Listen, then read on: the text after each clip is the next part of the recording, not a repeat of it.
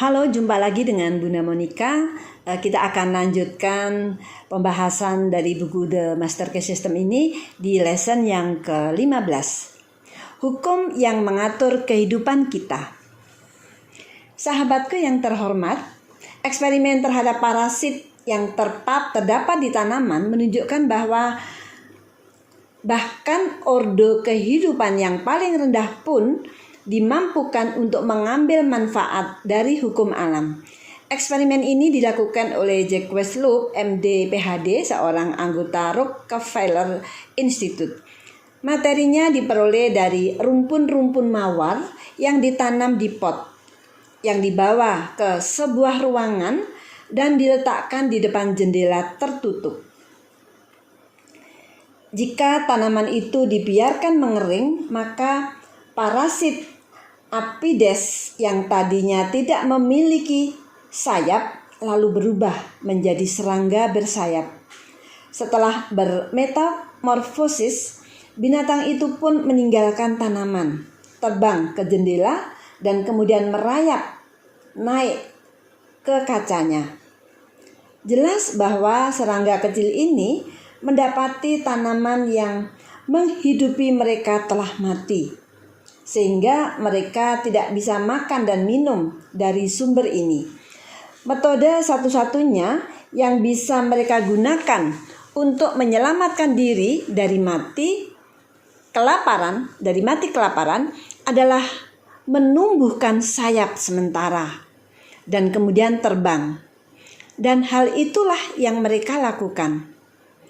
Eksperimen-eksperimen seperti ini menunjukkan bahwa yang maha berilmu dan yang maha kuasa memang maha ada. Dan benda hidup yang terkecil sekalipun dalam keadaan darurat bisa mengambil kebaikan darinya.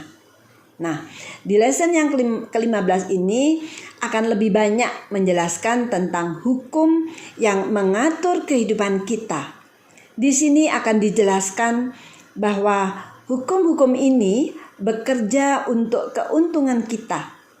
Bahwa semua kondisi dan pengalaman yang datang pada kita itu demi manfaat kita. Bahwa kita memperoleh kekuatan sebanding dengan usaha yang dikerahkan. Dan bahwa kebahagiaan yang terbaik bisa diperoleh bila kita bekerja sama secara sadar dengan hukum-hukum alam. Oke, di lesson yang ke-15 ini kita akan mempelajari ada 36 poin pembelajaran.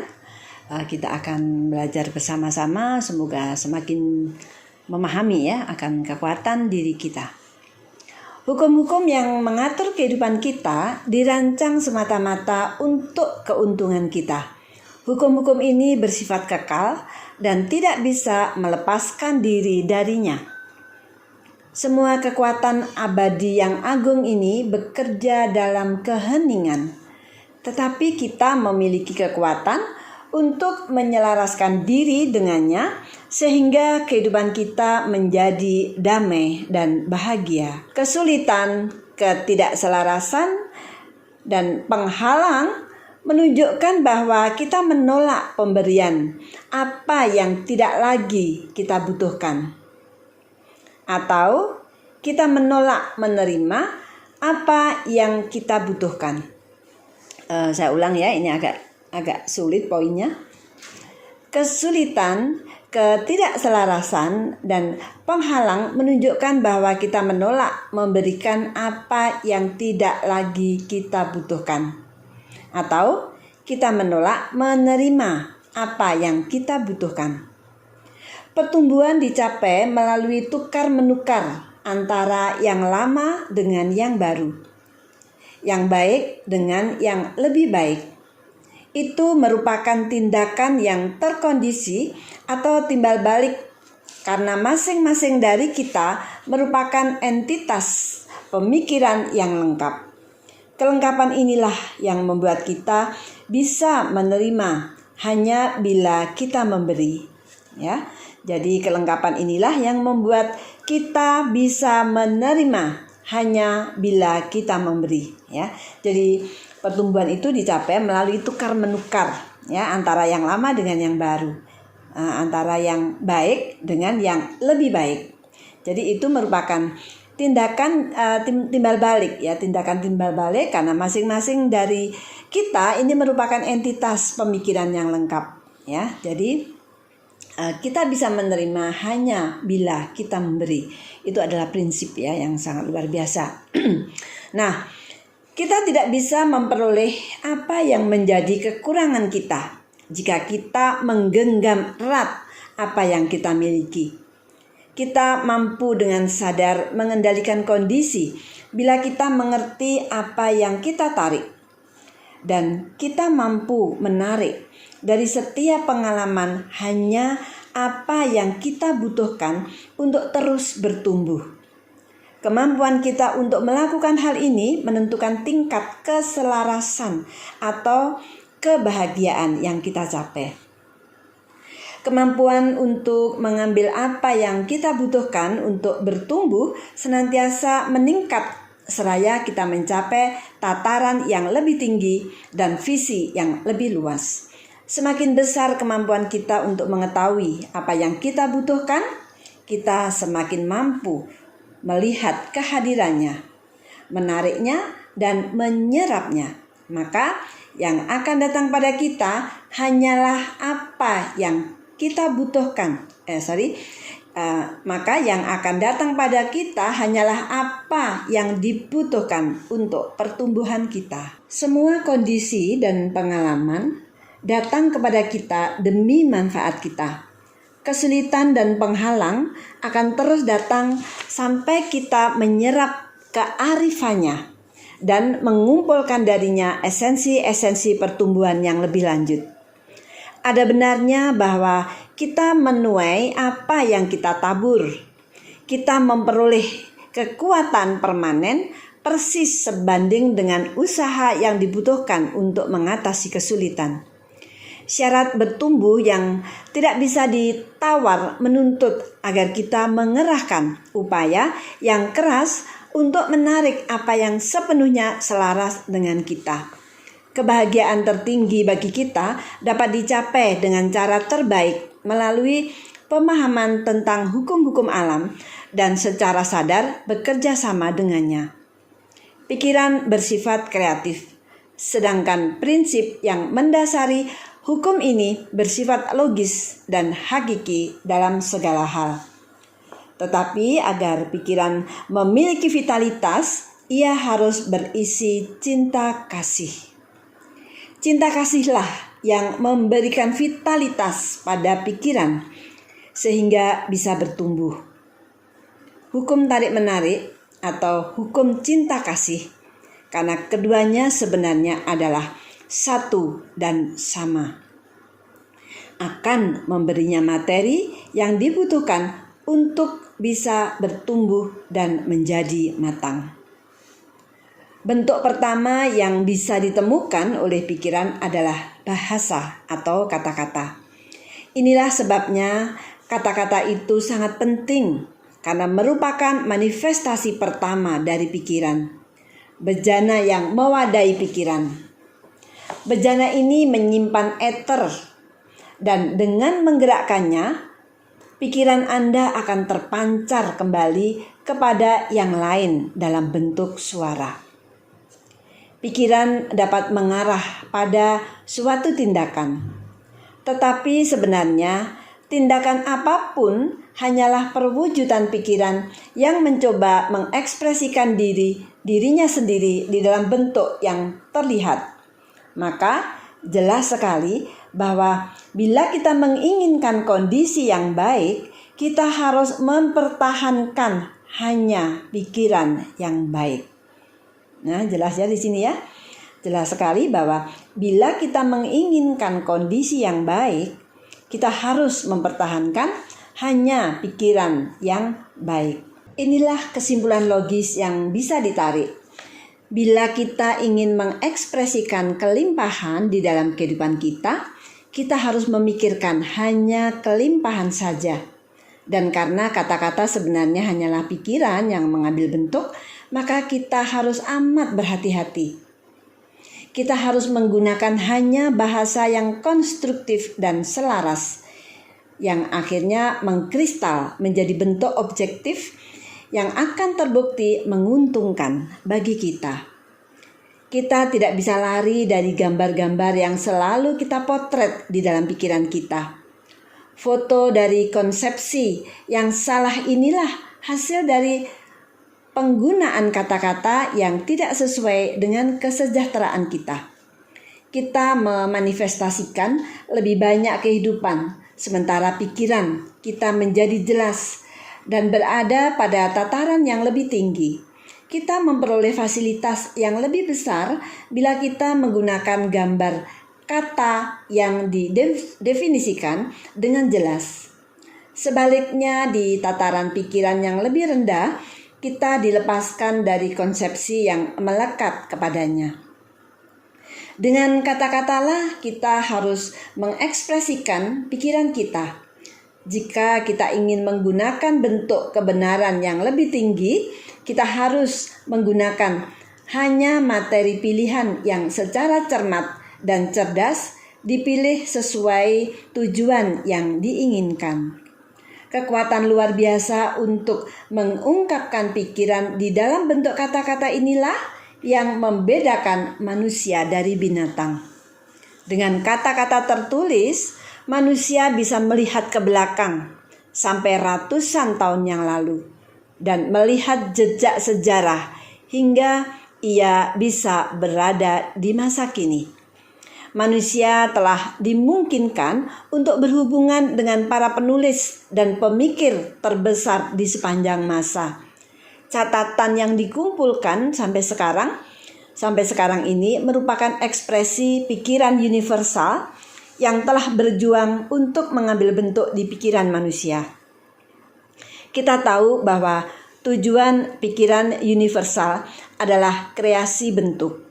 Kita tahu bahwa pikiran individu pun senantiasa berusaha untuk mengekspresikan diri di dalam bentuk. Kita tahu bahwa kata adalah bentuk pikiran, sedangkan kalimat adalah kombinasi dari bentuk-bentuk pikiran. Maka, jika kita menginginkan tujuan kita menjadi indah dan kuat, kita harus melihat bahwa kata-kata yang akhirnya akan membangun kuil kita itu benar-benar jelas, pasti, dan disatukan secara akurat. Akurasi di dalam membentuk kata dan kalimat merupakan bentuk arsitektur tertinggi di dalam peradaban dan merupakan paspor untuk keberhasilan. Kata-kata adalah pikiran. Kekuatannya tidak tampak dan tak terkalahkan, dan akhirnya akan bermanifestasi menjadi bentuk. Kata-kata bisa menjadi istana mental yang tetap ada selamanya, atau mungkin menjadi gubuk reot yang roboh tertiup angin sepoi. Kata-kata bisa menyenangkan mata ataupun telinga, bisa berisi segala pengetahuan. Di dalam kata-kata kita menemukan sejarah masa lampau dan harapan masa depan. Kata-kata adalah pesuruh yang hidup. Darinya terlahir setiap aktivitas manusia dan manusia super. Keindahan kata tergantung di dalam keindahan pikiran. Kekuatan kata terkandung di dalam kekuatan pikiran. Kekuatan pikiran terkandung di dalam vitalitasnya. Bagaimana kita mengenali pikiran yang vital? Apa karakteristik pembedanya? Ia harus memiliki prinsip. Bagaimana kita bisa mengenali prinsip? Ada prinsip matematika, tetapi tidak ada prinsip kesalahan. Ada prinsip kesehatan, tetapi tidak ada prinsip penyakit. Ada prinsip kebenaran, tetapi tidak ada prinsip ketidakjujuran. Ada prinsip terang, tetapi tidak ada prinsip kegelapan. Ada prinsip keberlimpahan, tetapi tidak ada prinsip kemiskinan. Bagaimana kita tahu bahwa hal ini benar? Karena jika kita menerapkan prinsip matematika dengan benar, hasilnya bisa kita pastikan. Di mana ada kesehatan, di sana tidak akan ada penyakit.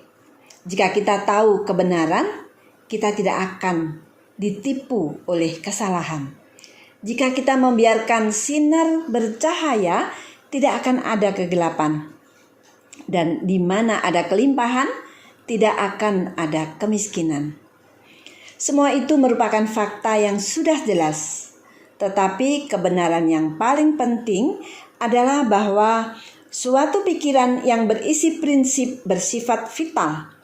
Ia berisi tentang kehidupan, sehingga kemudian berakar. Secara perlahan tetapi pasti, ia akan menggantikan pikiran-pikiran negatif yang secara hakiki tidak bisa berisi vitalitas. Fakta inilah yang tampaknya telah dikesampingkan. Inilah fakta yang akan memampukan Anda menghancurkan segala ketidakselarasan, kekurangan, dan keterbatasan. Tidak diragukan lagi, orang yang cukup bijaksana untuk memahami akan bisa mengenali bahwa kekuatan kreatif pikiran telah menyerahkan kepadanya semua senjata yang tak terkalahkan hingga ia menjadi tuan bagi nasibnya. Di dunia fisik ada hukum kompensasi, yaitu munculnya sejumlah tertentu energi di suatu tempat, berarti lenyapnya jumlah yang sama di tempat yang lain. Hal ini berarti kita hanya bisa memperoleh apa yang kita berikan. Jika kita membangun tekad untuk suatu tindakan, kita harus siap bertanggung jawab untuk pengembangan tindakan itu. Pikiran bawah sadar tidak bisa bernalar. Ia mempercayai kata-kata kita. Kita telah meminta sesuatu, maka sekarang kita menerimanya. Kita menerima sesuatu yang menjadi konsekuensi atas tindakan kita di masa lalu. Dadu telah dilempar, benang akan terjalin membentuk pola yang kita buat sebelumnya. Maka insting atau kearifan melihat ke dalam diri harus dilatih agar pikiran yang kita miliki tidak berisi kuman mental, kuman moral, dan kuman fisik yang tidak kita inginkan terjadi di dalam kehidupan kita. Insting merupakan kemampuan pikiran, bagaikan teleskop yang memungkinkan kita memeriksa fakta dan kondisi di dalam lingkup yang luas. Ia memampukan kita memahami setiap kesulitan dan kemungkinan di dalam setiap tindakan. Insting menyiapkan kita menghadapi hambatan-hambatan yang akan kita jumpai. Maka kita pasti bisa mengatasinya sebelum mereka berkesempatan menimbulkan masalah. Insting memampukan kita membangun rencana-rencana yang menguntungkan. Kita dimampukan untuk mengubah pikiran dan perhatian kita ke arah yang benar, alih-alih masuk ke jalur-jalur yang memberikan hasil yang tidak ada gunanya. Insting sangat penting untuk pengembangan prestasi yang besar. Dengannya kita bisa masuk, menjelajahi, dan memiliki bidang mental apapun. Insting merupakan produk dunia dalam diri yang dikembangkan di dalam keheningan dengan konsentrasi. Baik, untuk latihan minggu ini, jadi minggu ini Anda berkonsentrasilah pada insting. Ambil posisi yang sudah Anda lakukan sebelumnya dan fokuskan pikiran pada fakta bahwa memiliki pengetahuan tentang kekuatan kreatif pikiran tidak berarti memiliki seni berpikir. Biarkan pikiran merenungkan fakta bahwa pengetahuan tidak menerapkan dirinya sendiri. Tindakan kita tidak diatur oleh pengetahuan, melainkan oleh kebiasaan, oleh apa yang sudah biasa kita lakukan. Satu-satunya cara agar kita bisa menerapkan pengetahuan adalah dengan usaha yang sungguh-sungguh. Ingatkan pikiran tentang fakta bahwa pengetahuan yang tidak terpakai akan keluar dari pikiran. Bahwa nilai informasi ada di dalam penerapan prinsip. Teruslah berada di jalur pemikiran ini sampai Anda memperoleh insting untuk merumuskan suatu program tertentu yang bisa menerapkan prinsip ini ke persoalan khusus Anda. Baik, kita akhiri pembelajaran di lesson yang ke-15 ini dengan tanya jawab sebagai panduan studi Anda. Apa yang menentukan tingkat harmoni yang kita capai? Kemampuan kita untuk menyediakan apa yang kita butuhkan agar bertumbuh dari setiap pengalaman. Kesulitan dan halangan itu menunjukkan apa? Kesulitan dan halangan itu diperlukan untuk kearifan dan pertumbuhan spiritual kita. Bagaimana kesulitan-kesulitan itu dihindari? Dengan memahami secara sadar hukum-hukum alam dan bekerja sama dengannya. Apa prinsip yang digunakan pikiran untuk bermanifestasi menjadi bentuk? Yaitu dengan hukum tarik-menarik. Bagaimana materi yang diperlukan dipertahankan sehingga pertumbuhan, pengembangan, dan kematangan ide bisa mengambil bentuk, yaitu dengan hukum cinta kasih yang merupakan prinsip kreatif semesta, memberikan vitalitas pada pikiran, dan hukum tarik-menarik memberikan substansi yang diperlukan oleh hukum pertumbuhan. Bagaimana memiliki hukum-hukum yang diinginkan? Yaitu dengan cara bagaimana memiliki kondisi-kondisi yang diinginkan? Yaitu dengan cara memiliki hanya pikiran-pikiran yang diinginkan. Bagaimana terjadinya kondisi-kondisi yang tidak diinginkan? Dengan berpikir, berdiskusi, dan memvisualisasikan kondisi-kondisi kekurangan, keterbatasan, penyakit, ketidakselarasan, dan ketidaksesuaian apapun. Potret mental dari konsep yang salah ini diambil oleh pikiran bawah sadar, dan kemudian hukum tarik-menarik tak pelak lagi akan mengkristalkannya menjadi bentuk objektif. Ungkapan kita menuai apa yang kita tabur sudah terbukti kebenarannya secara ilmiah. Bagaimana kita bisa mengatasi berbagai jenis ketakutan, keterbatasan, kemiskinan, dan ketidakselarasan? Kesalahan harus digantikan oleh prinsip. Bagaimana kita bisa mengenali prinsip? Yaitu dengan memahami betul fakta bahwa kebenaran pasti menghancurkan kesalahan. Kita tidak harus bersusah payah mengusir kegelapan. Yang diperlukan hanyalah menyalakan lampu. Prinsip yang sama berlaku juga untuk setiap bentuk pikiran negatif. Apa nilai dari insting? Ia memampukan kita memahami pentingnya menerapkan pengetahuan yang kita peroleh. Banyak orang yang berpikir bahwa pengetahuan akan menerapkan dirinya sendiri secara otomatis, padahal anggapan itu sama sekali salah. Demikian lesson yang ke-15, jumpa lagi di lesson berikutnya. Bye-bye.